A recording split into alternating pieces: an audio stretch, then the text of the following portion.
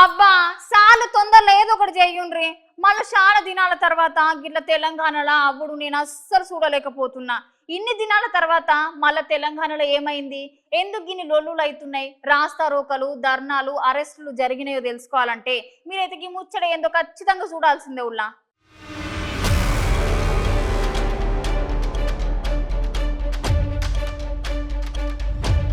గత కొన్ని దినాలుగా తెలంగాణ మొత్తం బంద్లు, రాసరోకలు, ర్యాలీలతో అట్టాడికి పోతుందోల్లా. నీట్ పరీక్ష పేపర్ల లీక్, నీట్ పరీక్షల మీద జరిగిన అవకతవకల మీద రాష్ట్రంలో ఉన్న విద్యార్థి సంఘాల నేతలు పట్నం మొత్తం ఆందోళనలు చేసిర్రు. ఎట్లయినా నీట్ పరీక్షను రద్దు చేయాలని చెప్పి వివిధ రకాల విద్యార్థి సంఘాలు, జేఏసీ నేతలు డిమాండ్ చేసిర్రు. అంతేకాదోల్లా నీట్ పరీక్షలో జరిగిన పేపర్ లీకులు, జరిగిన అక్రమాల మీద ఇవాళ కేంద్ర మంత్రి కిషన్ రెడ్డి సార్ని కలుస్తానని విద్యార్థి సంఘాలు కిషన్ రెడ్డి ఇంటికి పోయిర్రు. కానీ పోలీసులు కలవనీయకపోయేసరికి విద్యార్థి సంఘాలు మొత్తం ఆగమాగం చేసిర్రు.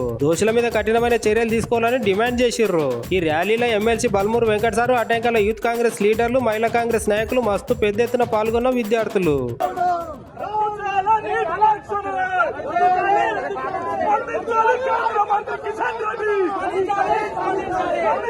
కేంద్ర మంత్రి కిషన్ రెడ్డి